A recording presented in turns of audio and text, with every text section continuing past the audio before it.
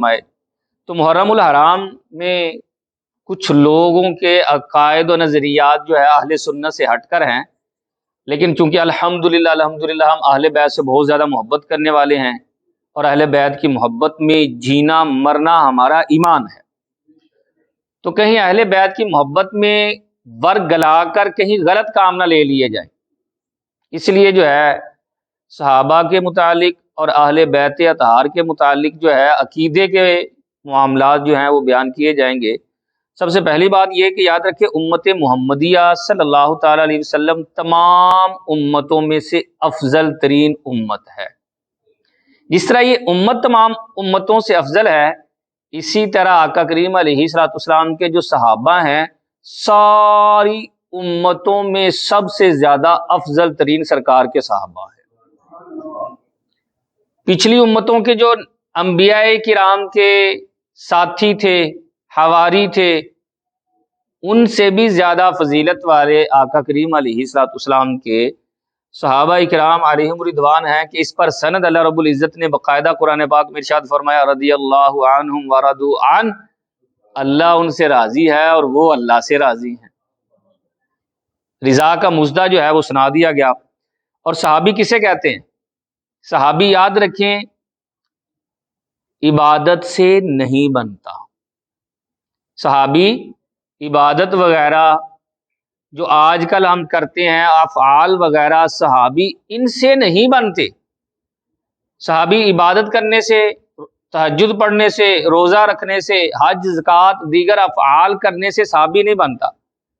صحابی کی تعریف کیا ہے کہ نبی کریم صلی اللہ تعالی علیہ وسلم کی صحبت میں جو کچھ دیر کے لیے بھی بیٹھا وہ صحابیت کے درجے سے مستفیض ہو گیا۔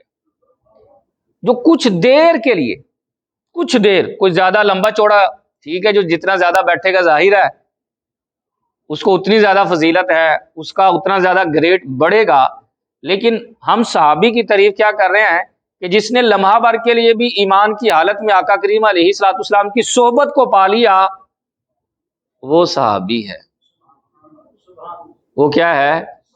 اور صحابی کے متعلق اہل سنت کا یہ بنیادی عقیدہ کیا ہے کہ کوئی ولی، کوئی غوث، قطب ابدال کتنی ہی عبادت کر لے، کتنا ہی بڑا درجہ حاصل کر لے، وہ صحابی کے درجے کو نہیں پہنچ سکتا، کیونکہ صحابی نے کیا کی ہے؟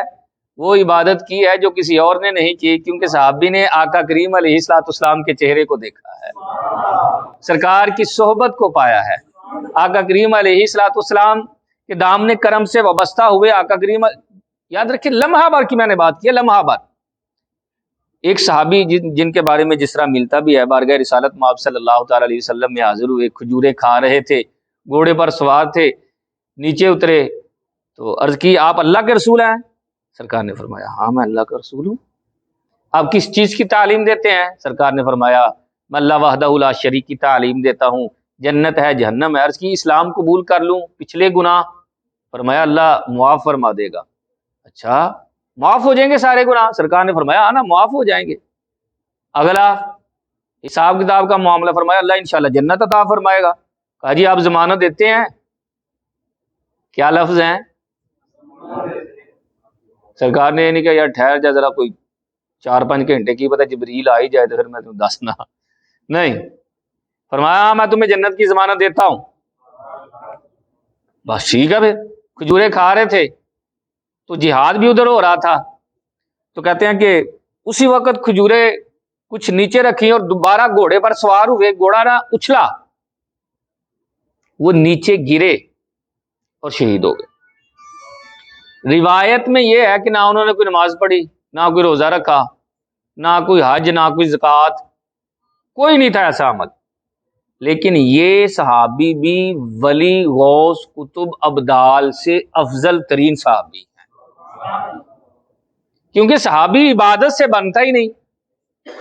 صحابی ایسے کام سے جو ہمارے نظریات ہیں نا، یہ صحاب مطلب اس سے تو صحابی بنتا ہی نہیں۔ صحابی بنتا ہے گویا کہ نگاہ مصطفیٰ صلی اللہ تعالی علیہ وسلم سے۔ اسی کے ضمن میں علامہ تقی الدین سبکی رحمۃ اللہ تعالی علیہ نے فرشتوں پر بھی بحث کرتے ہوئے ارشاد فرمایا کیا فرشتے صحابہ میں داخل ہیں؟ تو اس میں ہے تو کثیر اختلاف، لیکن علامہ سبک الدین رحمۃ اللہ تعالی علیہ نے نا بڑا پیارا انداز اپناتے ہوئے ارشاد فرمایا ٹھیک ہے ہر ایک کا اپنا اپنا نظریہ ہے، لیکن میرا نظریہ یہ ہے کہ جس فرشتے نے بھی آقا کریم علیہ الصلوۃ والسلام کو دیکھا وہ بھی صحابیت کے درجے پر فائز ہے۔ اب صحابہ کے متعلق آقا کریم علیہ الصلوۃ والسلام نے بڑی ساری احادیث بیان فرمائی۔ ایک مرتبہ آقا کریم علیہ الصلوۃ والسلام کھڑے ہوئے ارشاد فرمایا لوگو مجھے میرے صحابہ کے بارے میں نا پریشان نہ کیا کرو۔ بس کہ یا رسول اللہ وہ کیسے؟ فرمایا کسی صحابی کو تم برا کہتے ہو نا میں پریشان ہو جاتا ہوں کہ میرے صحابی کو جو ہے وہ برا کہا جا رہا ہے، میرے صحابی کو طعن و تشنیع، میرے صحابی کو گالی۔ فرمایا میں پریشان ہو جاتا ہوں، اور جو مجھے اذیت دیتا ہے وہ مجھے نہیں میرے رب کو اذیت دیتا ہے۔ اللہ اکبر۔ صحابی کا تھوڑا عمل بھی بڑا عمل ہے، کیونکہ اخلاص کے ساتھ تھوڑا عمل بھی نا یہ بڑا عمل ہو جاتا ہے۔ نبی کریم صلی اللہ علیہ وسلم نے سمجھاتے ہوئے ارشاد فرمایا اے لوگو تمہارا احد پہاڑ کے برابر سونا خرچ کرنا، احد پہاڑ کو چھوٹا پہاڑ نہیں ہے بھائی، لمبا چوڑا 7 کلومیٹر تو لمبا ہی ہے، تقریباً مدینے کے ارد گرد وہ پھیلا ہوا ہے، لمبا چوڑا پہاڑ۔ فرمایا اگر تم میں سے کوئی ایک احد پہاڑ کے برابر سونا خرچ کرے اور میرا صحابی صرف ایک مٹھی گندم اللہ کی راہ میں صدقہ کرے تب بھی تم میرے صحابی کے برابر نہیں، اللہ میرے صحابی کو اس پر بھی زیادہ ثواب عطا فرماتا ہے۔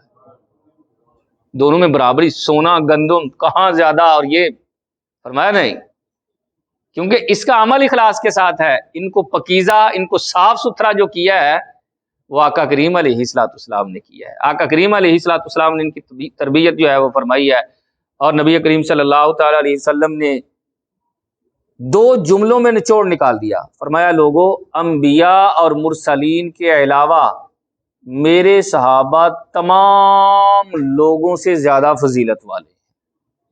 یہ کن کا فرمان ہے؟ آقا کریم علیہ الصلوۃ والسلام۔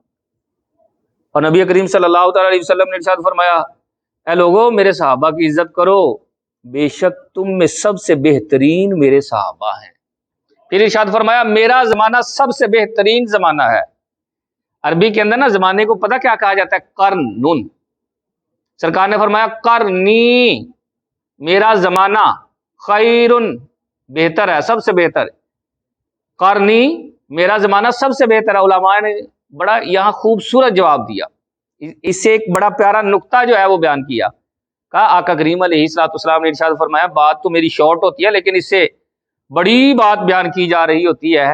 فرمایا قرنی کے اندر دیکھا جائے تو یہ صحابہ کی ترتیب بیان ہو رہی ہے، خلافت کی ترتیب بیان ہو رہی ہے۔